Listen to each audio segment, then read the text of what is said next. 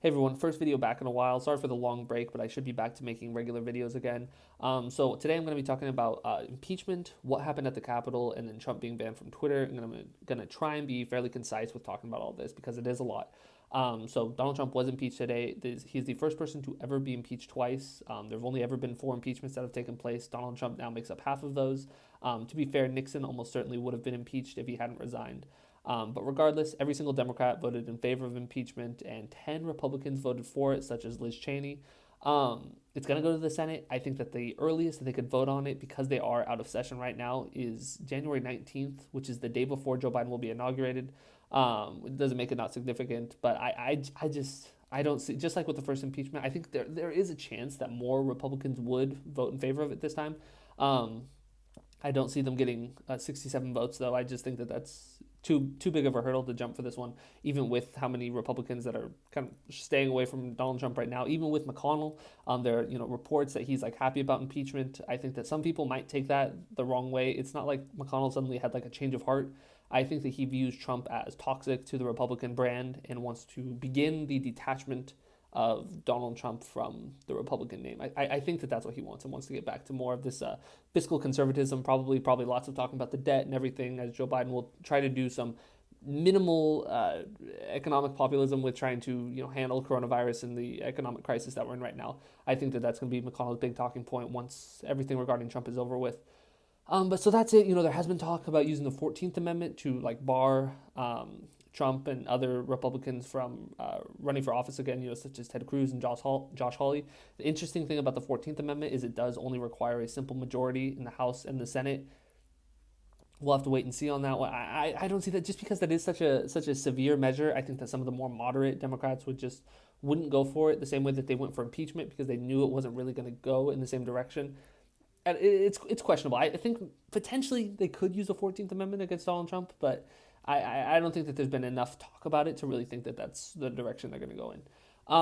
And so that's kind of that. With what happened at the Capitol, obviously, I mean, what is there to say that hasn't already been said? I think it was atrocious. I think that it's one of those events that, like, as like we get farther and farther away from it, just more and more stuff is going to come out. I mean, I hope all of you have seen the videos of there were officers at the Capitol that were letting the people in. Like, there were some areas obviously where people were breaking down doors, breaking windows, trying to get in. But there was another video. It was incredibly alarming, where these people were just letting them in. And a reporter comes and walks up to the police officer and was just like, "Oh, like, are we allowed to come in here?" He's like, and he's just standing there like a zombie. He's just like, "No, don't come in. No one's allowed to come in." As he's letting all the people walk by him. Another officer said, "Oh, like, I disagree with it, but I respect it." That is just strange. The head of the security force that was in charge of that, he has resigned. I believe that there is investigation on multiple people that were involved with this. I think that many of the people that actually broke in have been arrested. The notorious one with the face paint, I believe that he's like in jail right now. He's on like some sort of hunger strike. But there's like I said, there's all sorts of stuff that's coming out now. We saw that there were, with all the representatives that had to shelter in place, there were a group of Republicans that apparently refused to wear masks. We've now found out that 3 Democrats that were in that room have contracted COVID. Pramila Jayapal, the head of the Progressive Caucus, being one of them. Incredibly unfortunate. I believe one of the other members is like 70 years old and is like a cancer survivor. So we'll have to see how it goes with that. But allegedly, it was one of the Republicans. We don't know who, but went to one of the congressional doctors and said like, "Hey, I got COVID. I was in that room. I wasn't wearing a mask." I don't know. It hasn't been disclosed who that was, or we're gonna have to wait and see on that one. But it's just awful. I mean, just not refusing to wear a mask in like that situation. It's just like this playing politics. It's not hard to wear a mask. It's really not. And the video of them like refusing, like they were just laughing it off. It was like Marjorie Taylor Greene and then a few other Republicans. They just wouldn't wear the masks. I know AOC has said that she felt like her life was in danger. I know a few other members of Congress felt the same way. She said that like there's something that happened that like for security reasons she can't fully disclose, but like there was a point where she like literally thought that like she was going to die. We don't know exactly what that is, but I mean you can only imagine with like that with I mean we saw that they had zip ties for handcuffs. They had people were setting up nooses outside. This was a very very serious thing. There were pipe bombs. There were people were armed. One can only imagine what would have happened if they had gotten a hold of AOC or Ilhan Omar, and just how awful that would have been. And so I think that like I said, there's more to be told of the story at the Capitol. There's so much, but I think that I don't even see how you can question whether or not like what took place was the result of Donald Trump's rhetoric. I mean, this is something that he's been fueling.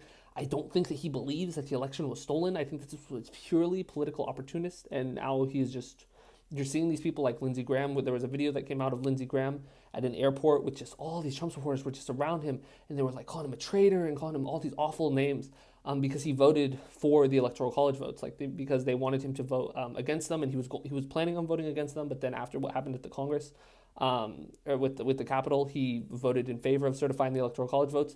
Now they've all turned against him. Apparently there were a number of Republicans that wanted to vote in favor of impeachment, but they like received death threats. Very, very serious stuff, very scary stuff. And then, just to tie, Donald Trump's kind of liability back into all of this, there was his Twitter ban. Donald Trump was banned from Twitter, as well as like basically every other social media network, Facebook, Instagram, TikTok, I believe is censoring some of his stuff. I think that there's all sorts of stuff. I think this is a nuanced conversation. I think that I think that Twitter, social media in general, has reached a point where they should either be nationalized or regulated like utilities. I know some people want to pursue antitrust regulations against them. I don't think that's the right move, because part of what is good about social media is everyone being on it. Like if everyone's not on Twitter, for example, it's the appeal goes away a little bit. Like you want the social media that everyone's on. That's the one that like everyone's gonna flock to. And so I don't think antitrust is the way to go. It could be. I'm skeptical about that. I would rather see regulate them like utilities or nationalize them. That's what I would like to see. But regardless, I think that while that may be something I support, it's a weird thing to constantly bring that up when Donald Trump has been banned from Twitter. Like I understand like the desire to be principled, but like it's just like I don't know if it's like I don't know if it's the direction I would have gone, banning Donald Trump from Twitter. I can't. You can't say it's not effective. I mean, you effectively just remove him from the conversation. I mean, that's pretty severe.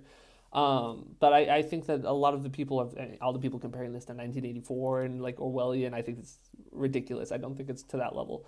I think that, it's really weird that a lot of Republicans, conservatives only worry about like corporate power when it is social media, like the one area where like hyper centralized corporate power like negatively affects conservatives. It's like the only time they care about it, but in any other industry they don't care. There's people talking about antitrust against Amazon.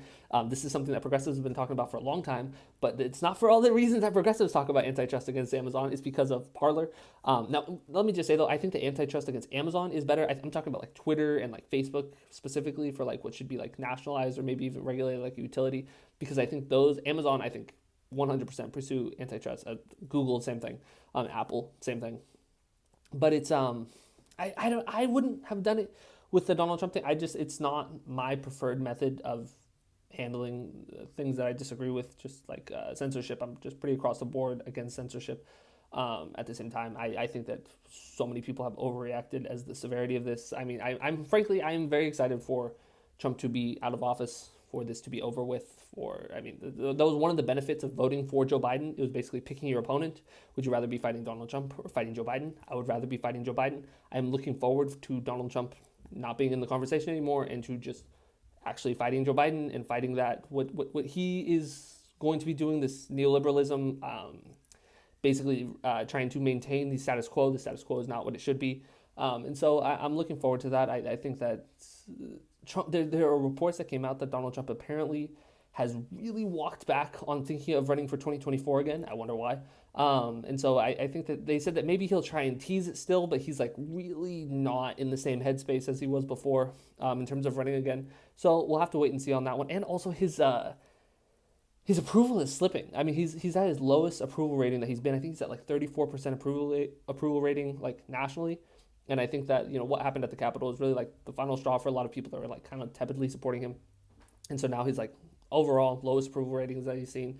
So we'll have to wait and see. But yes, Donald Trump was impeached for the second time. He's a history moment. I think that history is going to look very poorly on this presidency. I think there are a lot of even if you like Donald Trump, I think there are many objective things that you can look at and say like, that was a very turbulent 4 years to say the least. But anyway, like I said, I'm looking forward to Trump just being out of office and getting ready to hopefully getting into the real fight and less of this what's going on right now. It's not as healthy of a debate, in my opinion, as like where the conversation should be. But anyway, I hope you guys enjoyed this video. If you disagree with anything I said, please leave a comment down below. But if you did enjoy, make sure to like and subscribe, and have a great day.